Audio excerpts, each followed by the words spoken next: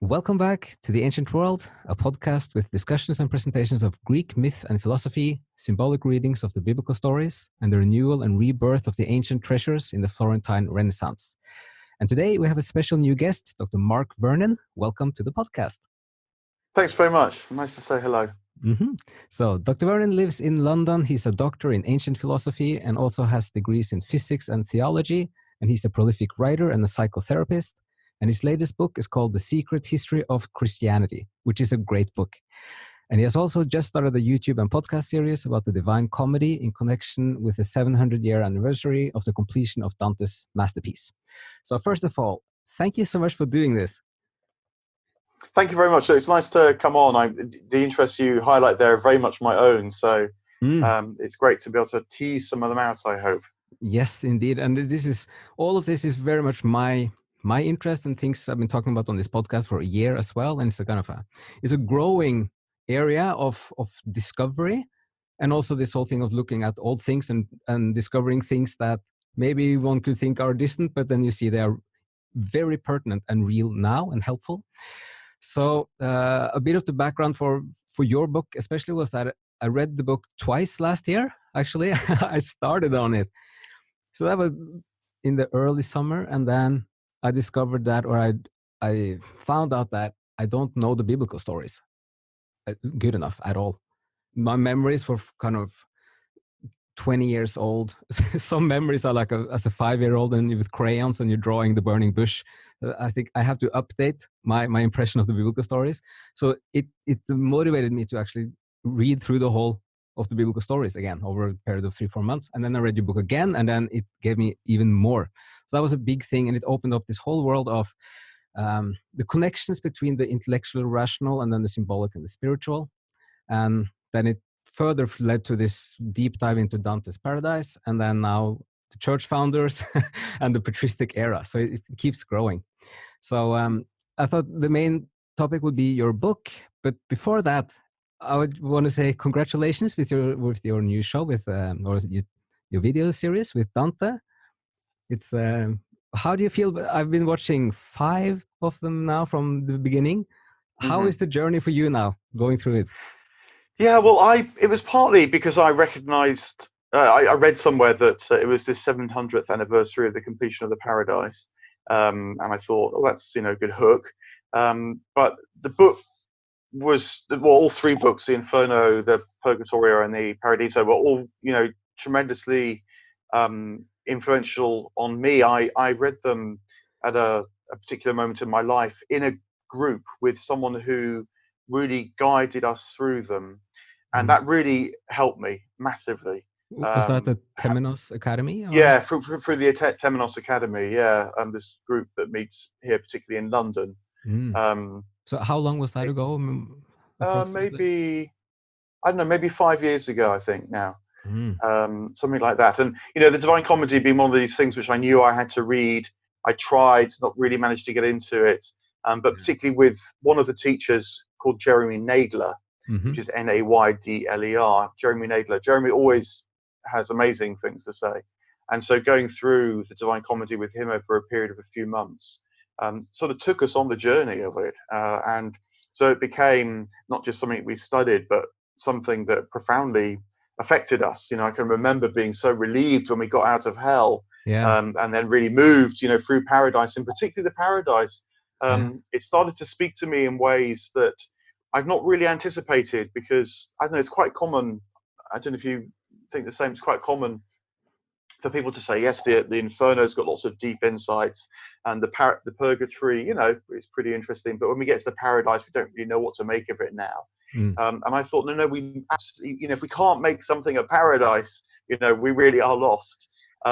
So what I'm trying to do in my podcast now, having gone through it myself, as well, undergone the journey maybe 3 times since, is offer a commentary that I hope really helps people to get a feel for the inner transformation that Dante undergoes step by step through each of the books, so that he sees more, he understands more, and that is precisely what keeps the journey going, which I think is a journey that we can undergo now as well. So that's very much the thrust of the podcast through 2020. Yeah, I've really enjoyed like the psychological perspective that you use on it, like, and you have so much to draw on from your experience as well. It seems like, so you can compared to more academic kind of intellectual classicist perspective, you have so relatable things. So I've really enjoyed. And I'm curious how it's gonna go. Like it's a long journey through the inferno. It's so how long time are you planning on spending on it?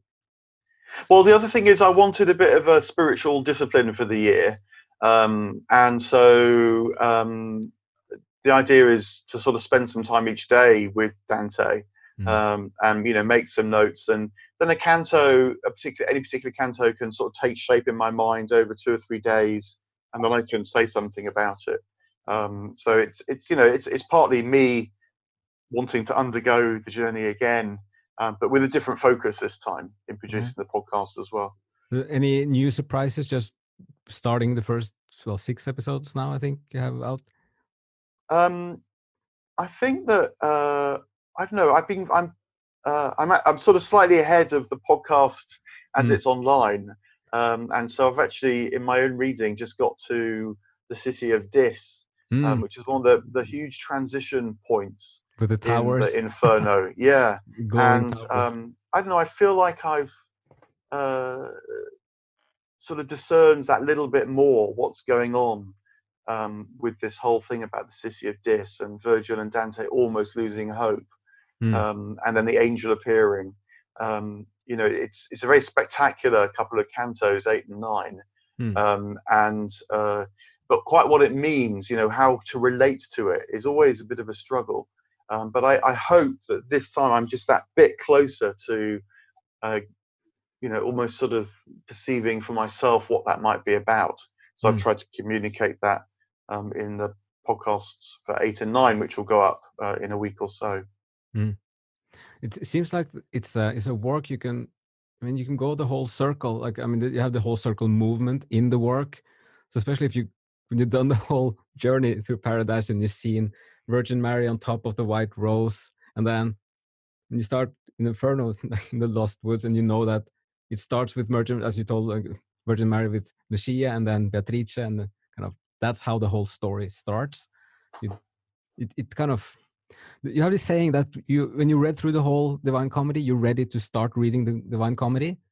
But I think you can even read several times because there's so much detail in every. Well, these stories, the great stories, whether it be things like Divine Comedy, the Bible, of course. I don't know, Plato's like this, I think, as well, that their stories and accounts, investigations that are really just channeling something. What you're constantly trying to hear in what's implicit in the text, or what's just on the other side of the text. Yes. So as you tune in to hear a bit more keenly, actually more and more comes through, which at first just seemed like a sort of a silence almost, or certainly confusion. Yeah. So you have to reread them, because as you tune into them more, as you yourself are transformed, so you see more and more in them, in fact. Yes. Sometimes you can have the sense that you get more and more into the frame of mind that Dante had himself when he was writing, and you gradually building that apparatus in your head, or that world or outlook, and then it makes more and more sense. So yeah, there is this, and there is the just getting to know it, and being more familiar with the references and so on. But I think also that the thing about Dante is he doesn't just illustrate Christianity or even illustrate a spiritual path. He takes it on. He's wrestling with it, and wanting to see more than he's seen before, understand more than he's understood before. And that spirit itself means that it becomes a bit of an infinite text. That constantly reveals and shows up more and more. So in terms of going on a spiritual journey now, like how, for some people who are not familiar with Dante, like how, in what way can it immediately give some spark to something, you think? Well, I think what it helps you realize is if you come from a more traditional Christian background, say, or in fact any traditional religious background, um, it's quite easy to approach these traditions as maybe moral systems, showing you a good way to live with a bit of hope about the hereafter or something like that. And I think what Dante offers, which I think is particularly needed in the Christian West, is that it's not really about a moral system. It's not about particularly a good way to live or a way to structure society or to be inspired. It's about a way of changing and seeing more and more of reality. And so, which normally would be called the mystical tradition. And so that's really its value, I think, is that it's a text you can return to now because it helps to recover something that's got almost completely lost. I mean, in my perception, I don't know what you think, but in my perception in the West. Yes, well, absolutely. I mean, for me, he is the big he's the portal into the ancient world, and the whole of the tradition up to that point. But it is also a psychological or like a spiritual opener for you, and there's an immediacy. I mean, so I first just read a few cantos when I was 21, I think, and that was the opening, getting lost in the black, like a dark forest, and just the feeling was immediately. But this is just like now, I can recognize the feeling. And then you had the portal on the Inferno, canto 3, and the last, well, a very famous sentence, but like, well, lose all hope, you who enter, and then that. The worst thing is the loss of hope. It's not the pain, but and I thought it was so deep in a like a spiritual and psychological way. So I just got the connection, but then it felt so complicated, and it took almost over 15 years before I picked it up again. And I looked a bit in the Paradise, and especially I jumped to the end, and when he sees the divine, that was so shattering because it was so strong. And I just had to put it away, and I wonder, what is this? Like, why is this so so disturbing almost to read? And then the more you dig into it, it's like, well, because he he puts in the deepest of the Greek philosophy and the biblical tradition and all of it together. It's well, maybe this is a point of like the psychological insight is just way beyond what you've sometimes have the impression that modern psychology or theology is offering you, at least if you don't know it well enough. It's like he tells you something now that people in the contemporary times are not, you don't hear it. Yeah, well, I mean, certainly the more behavioral psychology, which is the stuff that gets more into the newspapers, how to do this, how to survive that, and the sort of tips and hints kind of approach. I think, Dante takes a very different approach, which is more akin, I think, to psychotherapy, which is to say, the struggles in life aren't really just about resolving so you can return to your old life. The struggles in life are the way. The descent, say in the Inferno, is the way to go. So the question then becomes, well, how can I possibly tolerate that? How can I possibly undergo that? And then that starts to feel very, very different. That is quite a different attitude, I think, to have than you often come across anyway. I mean, I think it is the way that British psychotherapy anyway. It's a bit different in the US even, but certainly the psychotherapy that I've trained in, there is more openness to the idea that the descent is what matters. If you can find someone to accompany you and help you through it, you get it in more sophisticated Buddhism. There's the lighter Buddhism, which says, a bit of mindfulness helps you get through the day. There's the deeper Buddhism, which says, no, the obstacles are the way. And that is much more akin with Dante, I think. It's also, so the purgatory is maybe my favorite in some ways because it's so practical, and that also for everyone, like if you're listening, like it's that is not about the afterlife. I would say that is about now and practical advice, what you can do now to make a better life for yourself and transform gradually through working on the if you have any issues or like the bad instincts or kind of this, if something about your moral system that is not working or if it's not helpful for you, it could really I mean, it's also when the focus is transformation and renewal and rebirth, like the whole in the beginning when he picks up this little grass, like a he pulls it up, he pulls a reed up from the ground, and immediately, like a miracle, there's a new one as a symbol for the whole ascent up the mountain and the rebirth of nature.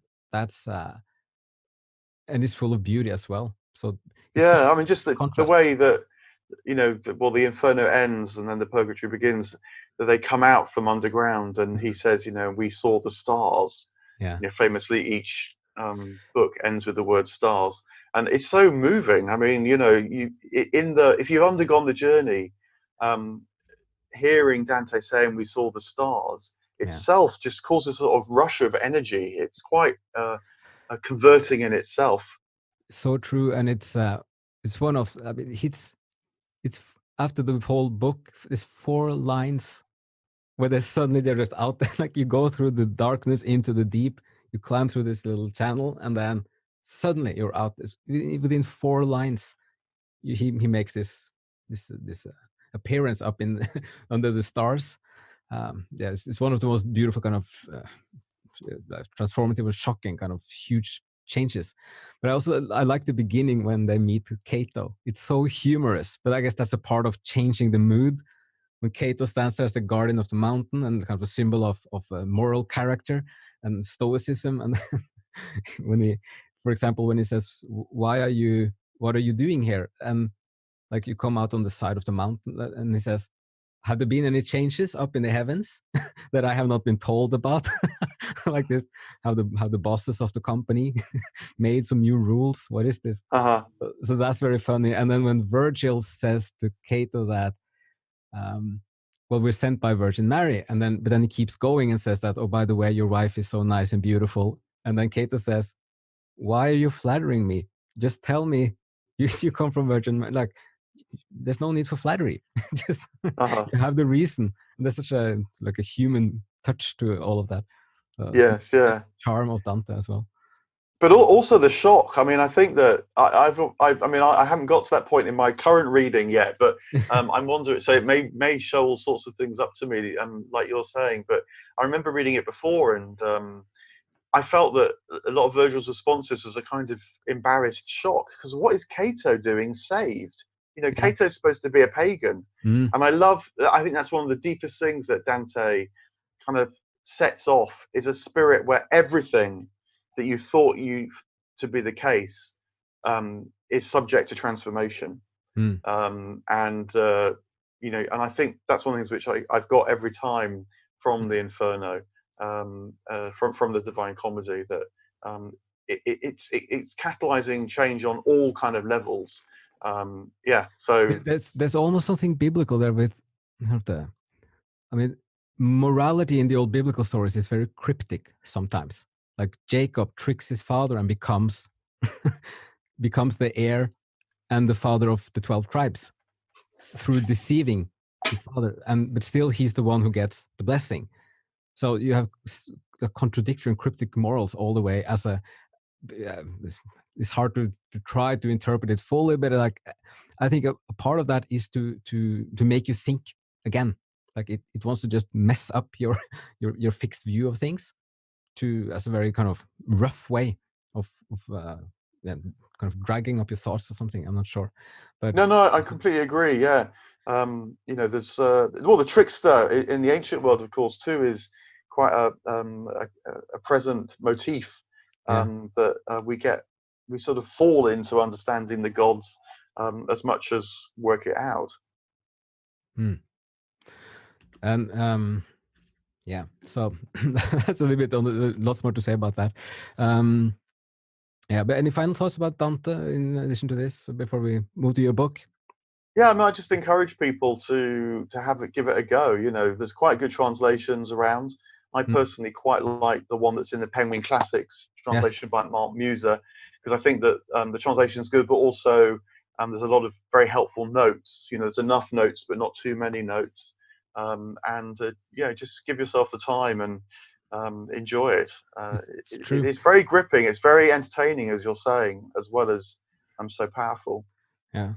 you can sense a bit of the Italian, I think, like sometimes with Dante, that he's he's a bit like over emotional sometimes, and then he's a bit like he's exaggerating, and yeah, it's like this touch of, and then emotion, and then suddenly this tremendous beauty that just flows out, and then that's yeah, my admiration for Dante is kind of he's the most, in some ways, like he's so brilliant on so many different areas of writing. So yeah, so that's especially the humor bit kind of strikes you sometimes, that he's adding that that's as true. well in all the like the profound things he's doing. Yeah, so, but also Virgil, just one more thing about Virgil, maybe he's I'm still pondering this, that like he is the symbol of the intellectual and the rational. He's the guide for 2 books. You have to go through the Inferno with the sins to understand human nature and all the dark sides of it. And then you get through the kind of the cleansing, or the how to fix things. And then when Virgil is crowning at the top in the Garden of Eden, when he crowns the pilgrim, like, you're now the Lord of yourself. I have taught you all I can. That's it's really it's a it's it's a it's a profound framing, or like for the whole work, and as your personal journey as well. So Yeah. mm. It's truly So, astonishing. yes. So, but it depends. Reading Dante, it's like, when should you do it?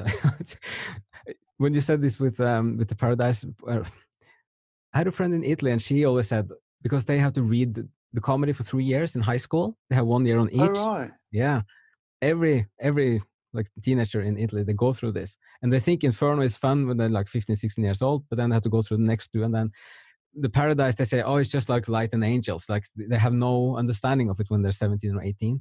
So that's, if you start talking with people in Italy, that's still, for many people, that's their memory of the Paradise. It's just, yeah, well, they don't grasp it, Yeah. unless they're I trying. mean, I guess maybe it's a bit like Shakespeare, you know. I mean, I was lucky enough when I was in my teens, we in England I remember we did Romeo and Juliet, you know, which is at least a love story, so you can kind of get something out of it at that age. But I think if we read The Tempest, I would have thought it was just some, you know, mad story, and I wouldn't have really got the point. You know, you have to be, I think, at a certain stage in life to get certain things out of Shakespeare. Yeah, so I can imagine it might be the same. It's tremendous to get an introduction to it at so young, but you hope it doesn't put people off as well. Yeah, there's a balance to it. Like, you should know a little bit, or you get a taste of it, or enough that you remember it and you can pick it up 10 or 20 years later. But Yeah. Okay, so then I thought the next, the switch the gears for your book now, so, and dive a bit into it. And I thought, well, first, the framing of the book, for those who don't know it also. So, Secret History of Christianity, in some ways, is about many things at once, I think. But it's also a sweeping overview of 3,000 years of European history and culture. And it gives you a great introduction to the Greek and the Jewish, and how they start to blend. And also this overall frame with the evolution of consciousness, from being more in the framework of Barfield, that you go in 3 stages, from the original participation, and then through a withdrawal, and then hopefully we're aiming for the reciprocal. So I just want to read from the bit, a paragraph here from the opening, from the introduction. So the first is the original participation. It dominates when there is little distinction between what's felt to be inside someone and what's outside, because the boundaries of individual self-consciousness, which we today take for granted, are not in place. Life is therefore lived at the level of the collective. It is experienced as a continuous flow of vitality between what is me and not me, between mortals and immortals, between past and present, and also between other creatures and the human creature. The inner life of the cosmos is the inner life of the people. Early man did not observe nature in our detached way, Barfield writes. He participated mentally and physically in her inner and outer processes. And then you get the withdrawal, and then you get this expansion of the inner world for people. So maybe ask you first, though. So the book has been out for half a year. The response, like this framework and the comment on the discussions and conversations, how has it been? Have you learned anything new or surprising things? Yeah, so it came out just autumn of 2019. So it's been out a few months now, and I mean, in some ways, I've really enjoyed the few months. I did quite a lot of talks and podcasts and so on, and we had this a day conference in London as well around Barfield's ideas, and there's been a tremendous energy and interest around that. Working with a couple of other figures who've done quite a lot on Barfield already. So Gary Lackman would be one, and Malcolm Guite would be another. But I suppose I've kind of try to go for Barfield head on rather than build Barfield in discussions around, say, other esoteric thinkers or the Oxford Inklings with C.S. Lewis and Tolkien. So to go for Barfield head on, hence trying to tell the whole story of Christianity with Barfield's insights in mind. And I think that has been quite invigorating for people to realize that Barfield's one of these figures that doesn't just have one or two good ideas, but he has an idea that goes to the heart of things. And that if you can spend time with it, it can really completely refresh something that you thought you knew already, or open something up for the first time. So I've enjoyed that energy. I mean, I think the book is going to, hopefully it'll have legs now, as they say in journalism, it's got enough momentum to kind of help keep it going so that over time more people can discover it.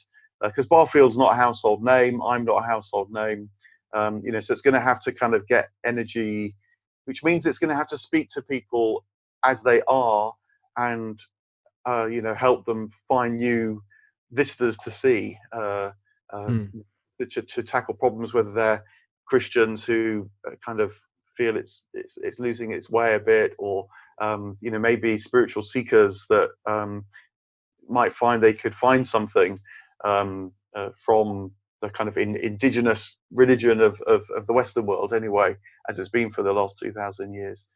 So, yeah, I mean, I've enjoyed all that energy, and I'll keep talking about it. I mean, Barfield's still very, very present. I'm reading Dante really through Barfield's eyes in a way.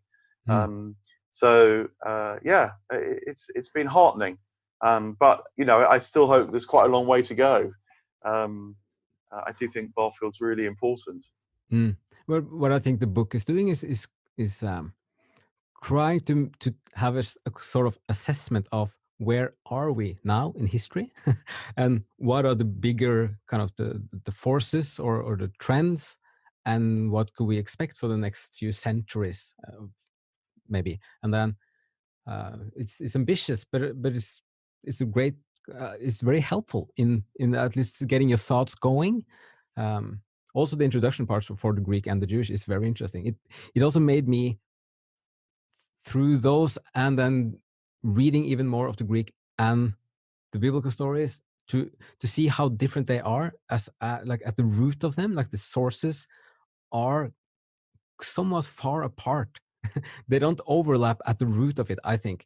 So, but then they grow together in different ways, but it's very complicated. So, and that also, when you start thinking about that, it opens up the patristic era a lot, because that's what they are working on.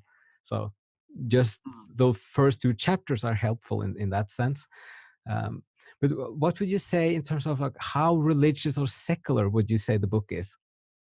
That was something that struck me, that you can, or just you say first. No, it's interesting. Yeah, I mean, I hope it's really interested about in inner life.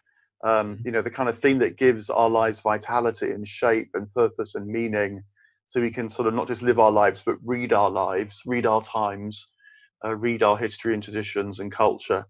So it's not religious in the sense of about institutional Christianity. I mean, I personally think that institutional Christianity, in the form of churches and so on, often loses its way.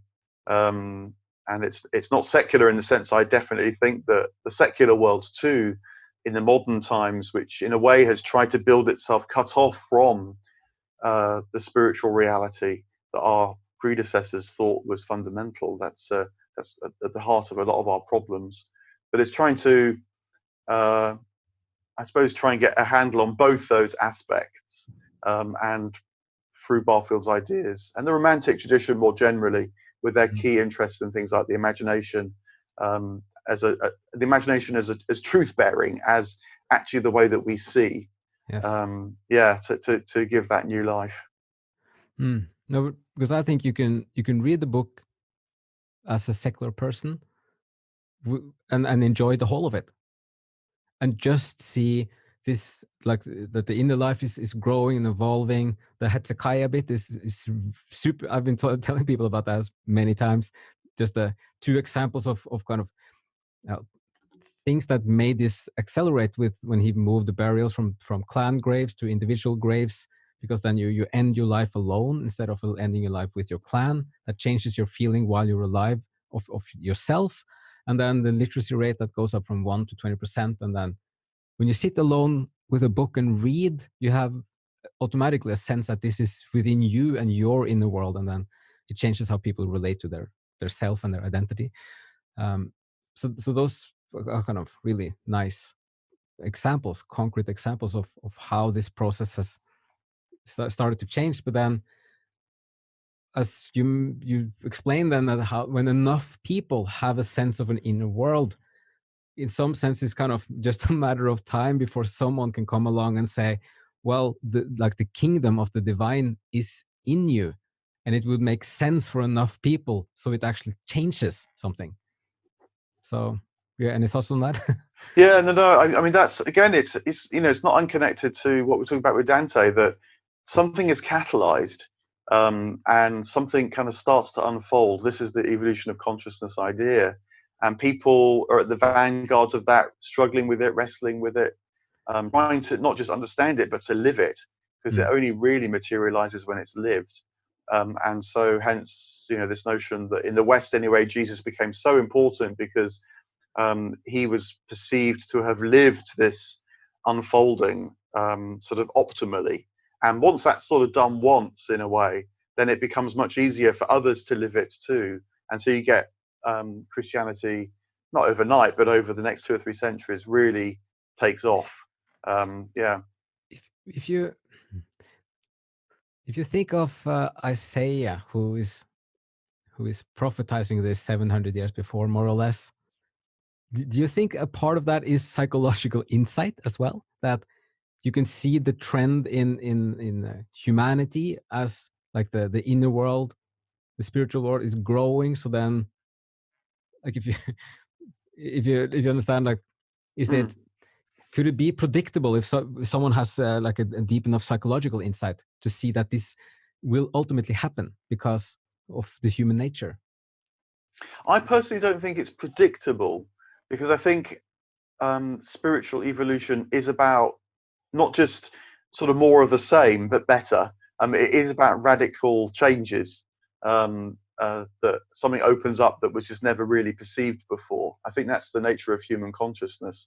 I mean, you see it. I know you see it in the sciences too. That before the 20th century, the world of quantum physics, which still isn't well understood at all, but it was just inconceivable in the 19th century. And now it's mainstream, trying to grapple with this.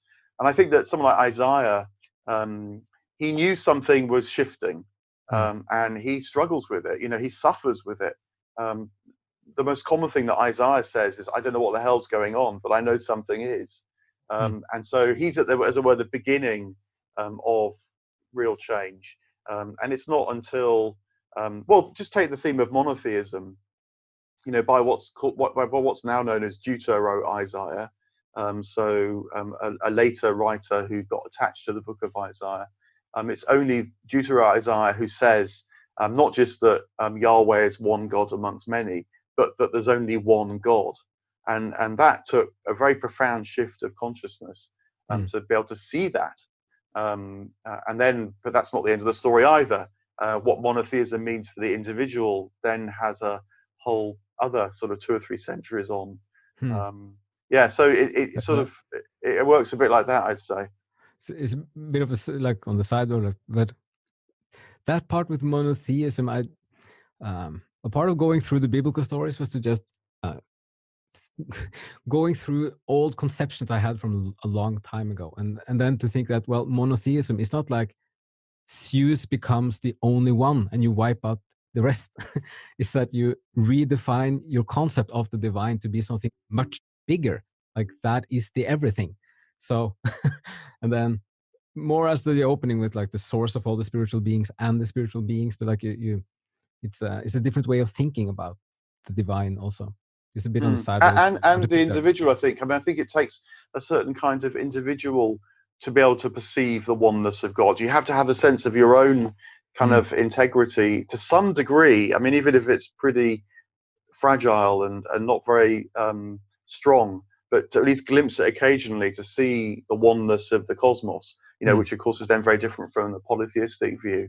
But then, that's not the end point either. I think that in a way, what we're being called to do now is to reperceive the rich ecology of the cosmos and of course of nature as well. It's a really urgent question now, but without losing the gains of the kind of monotheistic or the individual view.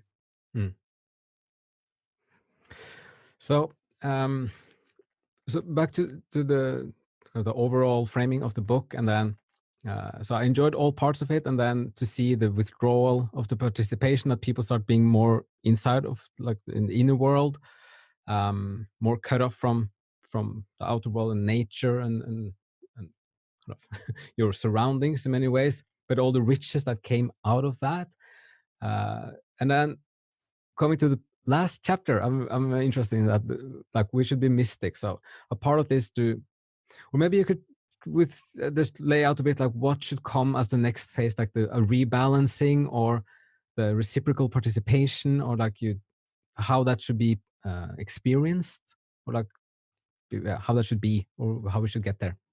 Yeah, well, I think we're on the way. So we don't quite know the end point, and that's important because it's not like a program where you get told what skill you're gonna gain, before you start, as it were, playing the piano.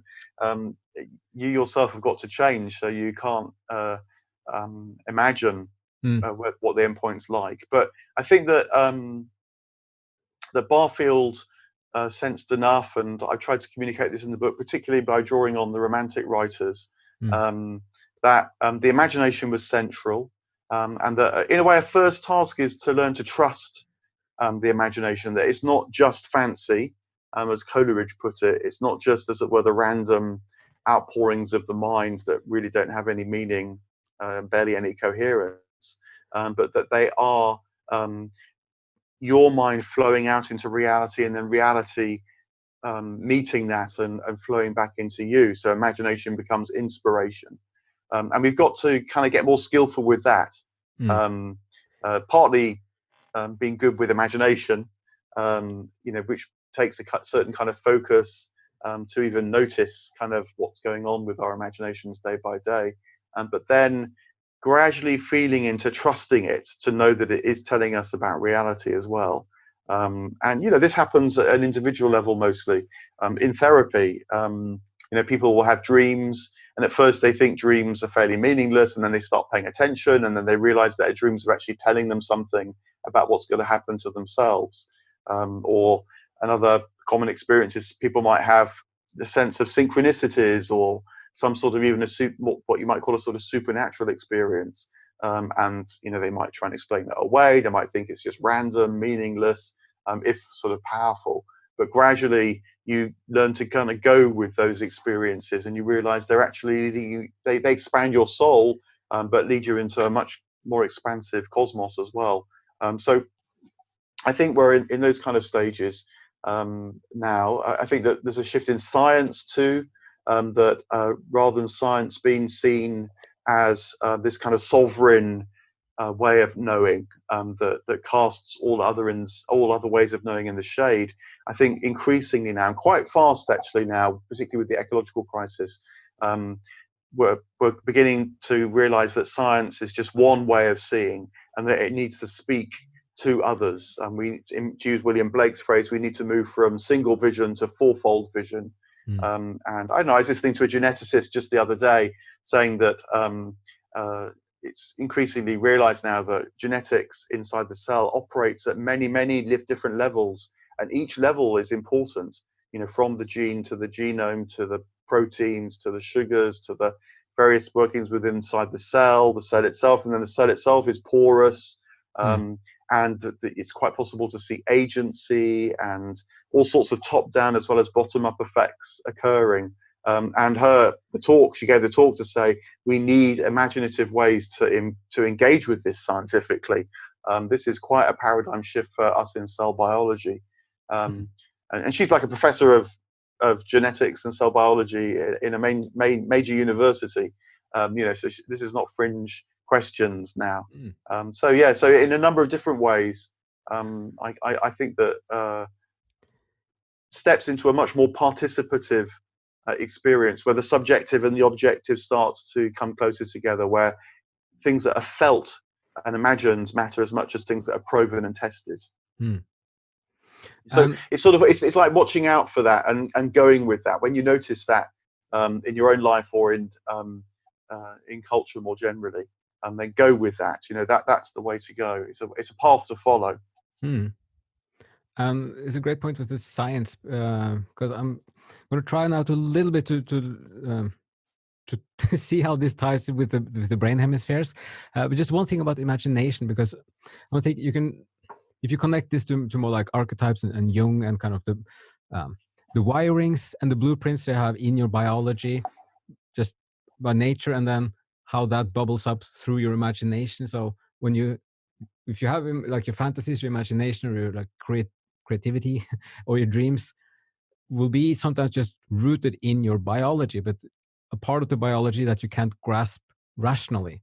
So it just bubbles up as imagination or other kind of elusive forms. But I always have this quote from the old Greeks and Hesiod, who wrote the Theogony.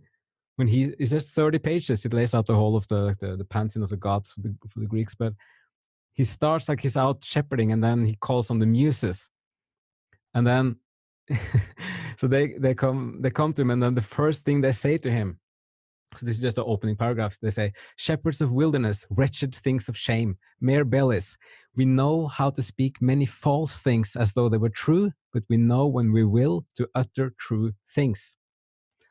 And that's kind of the I think it's so brilliant, because that's the warnings of this. Like, yes, your imagination, they're just symbols of your imagination. They can be brilliant, but they can also be totally false, and you can't always tell the difference. So that's kind of their little warning when they start talking to him. And then yes, so said the ready voice. It's so beautiful written there. So said the ready voiced daughters of great Zeus, and they plucked and gave me a rod, a shoot of sturdy laurel, a marvelous thing, and breathed into me a divine voice to celebrate things that shall be and things that were aforetime. And they bade me to sing of the race of the blessed gods that are eternally, but ever to sing of themselves, both first and last. So that he also had to end with kind of talking about the muses. But for me, this is imagination. Like there's an insight. Yeah. So, and as you're saying that it requires discernment, I think we're asked to discern, and that's very much part of the path too. But I think one of the things which maybe we're learning again is the business of making invocations. Yeah. That because at one level, to make an invocation is to say I'm open, which is obviously a really important stance to be able to develop. But it's also to say there's a kind of vitality in the consciousness of the whole world, not just inside my own head, and learning to trust that, as Barfield put it, the inside of the whole world. I think is really a key step at the moment as well. We must. The thing about making invocations is that it sets you up in a kind of dialogue with the world, yes. and with the gods once more. So I think something like that's got to return for us. And I'm thinking there with that.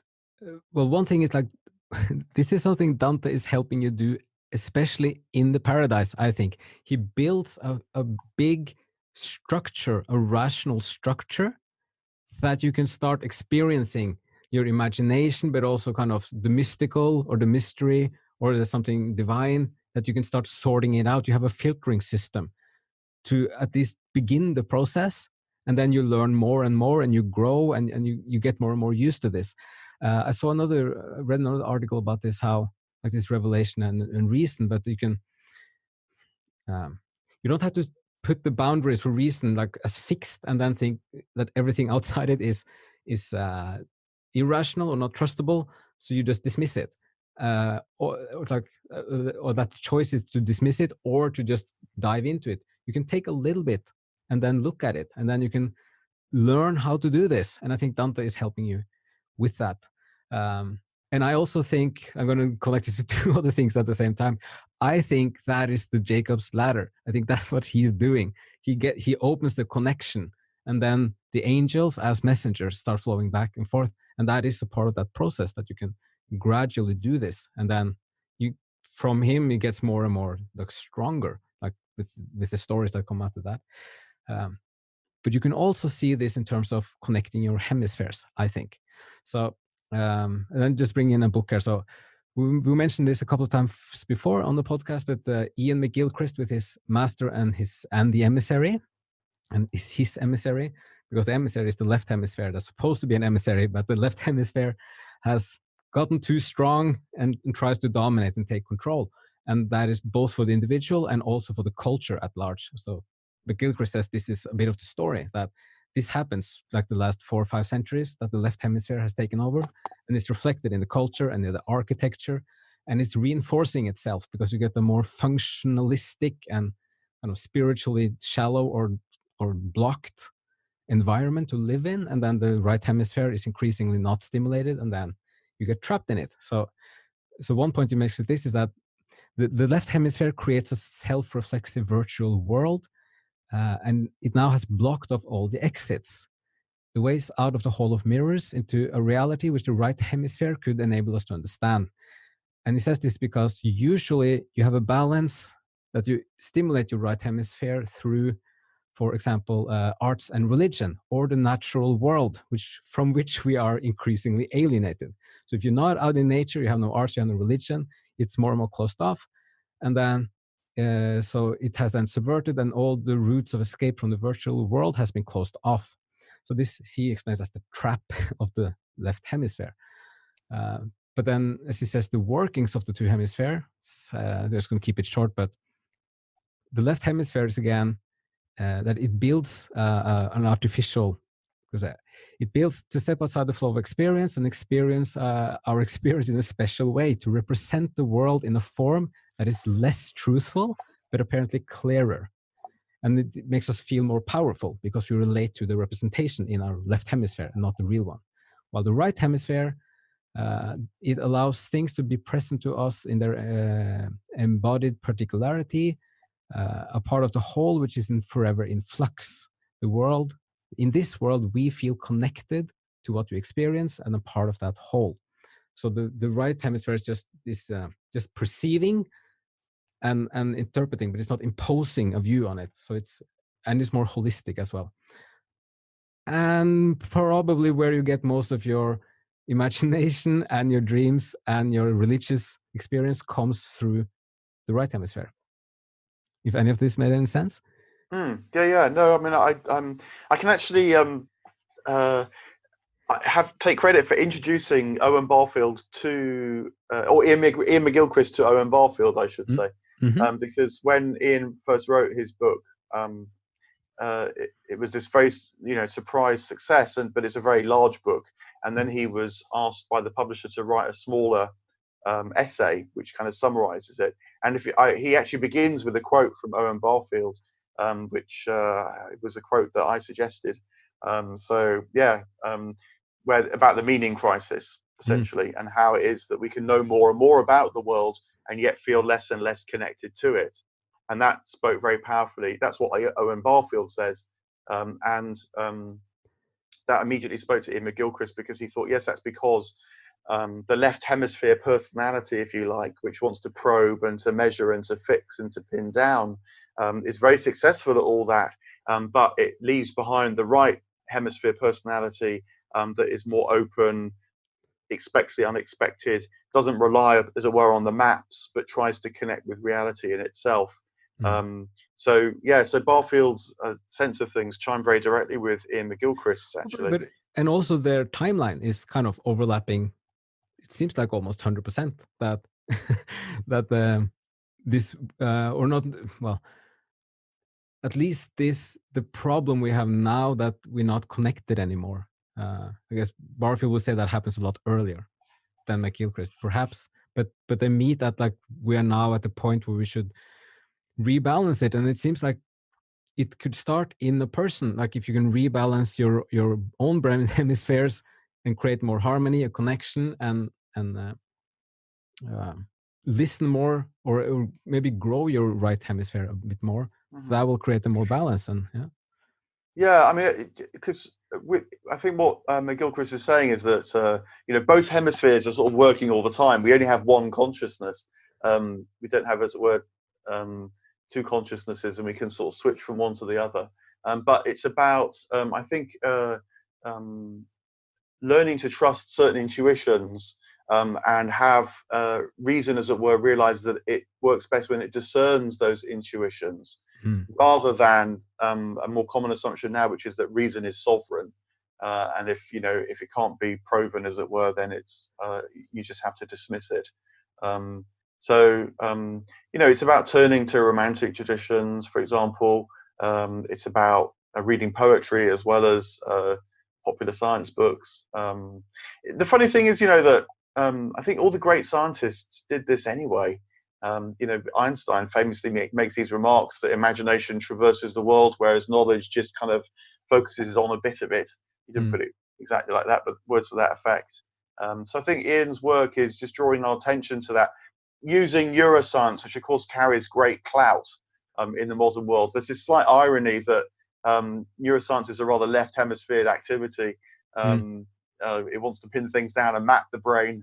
But in a way, that's the kind of, that is the hemisphere is master. So you have to sort of bow to it a bit, but to try and undermine at the same time. But maybe the left hemisphere will discover its own boundaries or its limitations even more strongly, and then maybe. I think at the end of the day, reality speaks back. Both hemispheres, as it were, stand before reality, and as long as there's enough openness to reality as it actually is, which in science means not closing things off because of ideology, and the same in religion, not closing things off because of ideology. Then ultimately reality is what we all stand before, and that's what, as it were, creates a fuller view.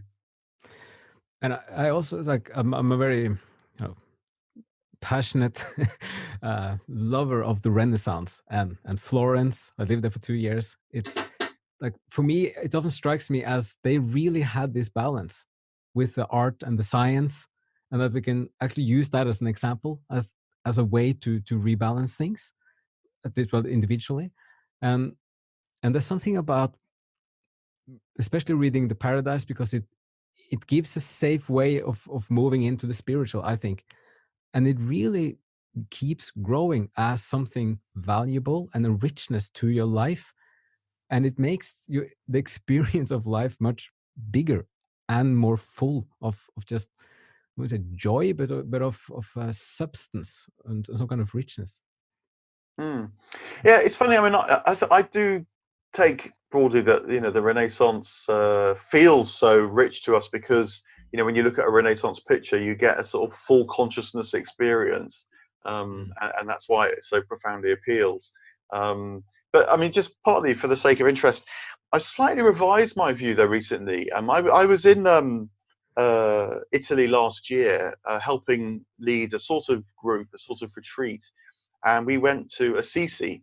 And so learned quite a lot about the Franciscans, and so quite a lot about Giotto, who's kind of one of the early figures in the Renaissance, that art, much more sort of humanistic approach to things. And I don't know what you make of this, but there was this other strand that started to emerge with the Franciscans, with figures after Francis, the kind of intellectual giants of the first century of the Franciscan world. And they got very because they were so interested in the natural world. They got very into a sort of early empiricism in figures like Francis Bacon. And then you have figures like William of Ockham, who's another Franciscan. He actually was a Franciscan, saying, that maybe the names of things don't actually resonate with the souls of things, and maybe you can have thoughts in your mind that float free of the divine intelligence. So he's at the beginning of this nominalist move, where at the same time, the kind of great focus on the human, which we find so rich at one level, also starts to uncouple us, I think, from the spiritual ecology of the cosmos, from the divine. So I know I feel a bit more mixed now about the Renaissance. Well, you know, at the same time as it being incredibly rich, maybe it is also at the seeds of our present ills as well. Well, it could it could be a transitional point that actually led us right into the problems. That is one way of looking at it. But it reminds me of Assisi. Just I was there 10 years ago, more or less. But I remember walking up there and sitting outside, like on the hillside, and just having that thought, like, because it's like it's just the weather, like the sunshine, the natural beauty with the rolling hills. It's kind of it's Tuscany, and it's just not Tuscany. It's what's the region? Yeah. It's an hour south of it, more or less. But Middle it'll of come to us. yes, Umbria. Yes, Umbria. So, but you sit there, and so it's the same climate zone, and then I was just thinking, gosh, they've picked a nice place to think, just to contemplate and feel and be, and kind of going deep in your thoughts. That was I really like. They made a good good choice, and then built this is a very beautiful place. Yeah, very beautiful place. And there is something about like what grows out of that, like with the Franciscans and him. It's a bit similar, like a bit on side again, but if you go to Vinci, like this town where Leonardo da Vinci comes from, the town called Vinci, and then his birthplace is up on the hillside, and I had the same feeling there. You look out like at landscape, and you had the sun, and it's like 25 degrees, and you just think this is so fertile for a brain. Like if he grew up in this, no wonder that brain becomes something extraordinary. So yeah. But on the other hand, you know, people lived there for a long time before the Renaissance. So I think, you know, you have to see the landscape in a particular way in order to feel inspired by it. And presumably, you know, people before would have looked at the same landscape and not, you know, enjoyed it for its own sake, for example. And maybe their attention was more on the divine aspects, or maybe just the kind of the spirits of the landscape rather than the beauty of the natural world itself. I don't know. Yeah. I was just thinking in terms of if you then go to, or if they went to Florence and they enjoy the marvels of the kind of the human-made culture and beauty, but then they go there and they look at pure nature alone, and they have a different kind of, it will broaden their horizon of experience, the kind of what they draw from spiritually, I would think. Okay, so but we ought just to say, of course, that, you know, Dante's from Florence, but you know, he wrote a lot of the Divine Comedy and certainly the Paradise when he was exiled from Florence. Florence was a bloody and brutal place as well, you know, as comes up many times in the Divine Comedy. So it's a bit of both, and it was this most incredible seedbed of creative imagination and ideas, but at the same time was a sort of brutal place where people their lives were destroyed. I mean, you know, Dante descends because his life was destroyed. So true. And the next century with the Medici family, it's not it's a huge contrast between the few on the top who pays for all the art and all the beauty to make Florence the most just shining city in the whole of Europe, in part as a project for the Medici, since they were not kings, they were not blue blood, so it bothered them forever. So they made up new titles like Grand Dukes and all of this, and they invested in arts in part to I wouldn't say compensate, but it was at least a motivation for it. True. So, but Dante did write, I think, most of the Paradise, at least, in Ravenna, which is also a really beautiful city. So I think he had good days there towards the end of his life. Yeah, and actually, I think the mosaics in Ravenna feel much closer to the Divine Comedy, I think, than anything you find in Florence. True. It's a lighter feeling in Ravenna. Yeah. And it's close to the sea as well. So, so the last little topic I thought we could end with, and maybe so it ties into some of this, but this is the I heard you mentioned this in the Q&A before, but then the medieval thought that the purpose of the earthly life was to increase your understanding of the divine essence. And then this could be then, well, we can tie it into that you want to establish a connection to your right hemisphere, or you want to start your spiritual life, and then you want to learn more of that to have a bigger understanding.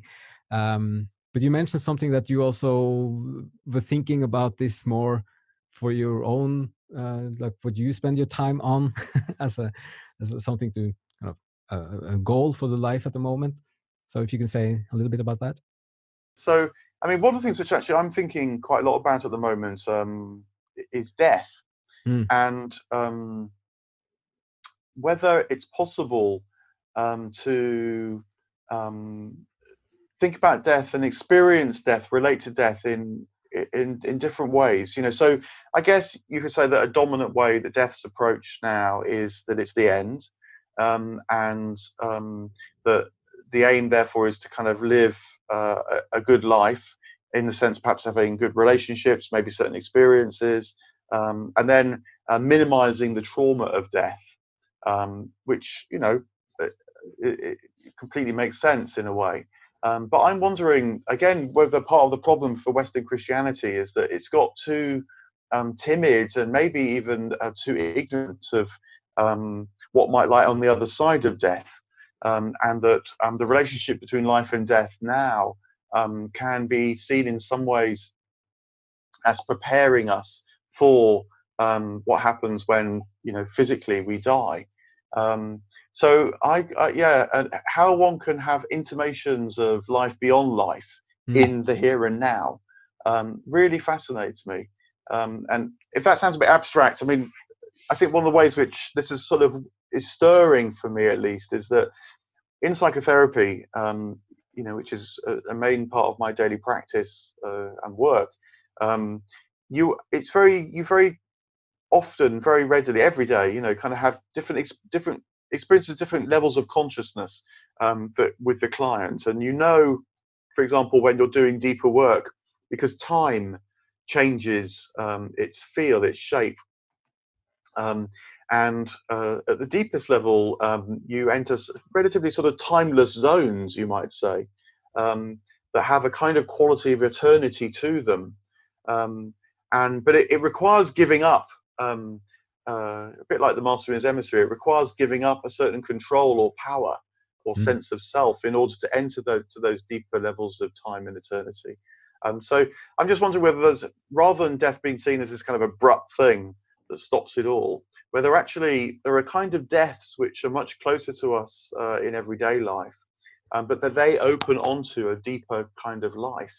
And so how I'm just very fascinated in holding on to this at the moment, when I'm with people and thinking, you know, what's this telling me about life beyond life, or the deeper flow of life that our more physical lives seem to lose touch with or even exclude. Yeah, so life and death are big themes for me at the moment. Well, that is one of the biggest themes you can. Well, love and death. Yeah. two big themes. Okay, so that was the last thing I had on my list, and then so I think we're going to wrap it up here. I just want to say thanks again so much for doing this. It's been a huge pleasure and an honor as well. And do you have any final plug at the end? Something you want to? Any last yeah. Well, words? look, so, let me say thank you to you for picking, you know, the book up and other things that they resonate with what you're interested in, because, you know, we want to have conversations. I think perhaps another really important thing is that when things get going in between us, you know, Jung talked about the transcendent function, which is when, you know, two people meet or two ideas meet, two experiences meet, and it's in the tension or the discussion between them that something new emerges. You know, so it's really important what we share and what we try and do together, as well as what we try and do on our own, you know, when we're doing our podcasts or whatever.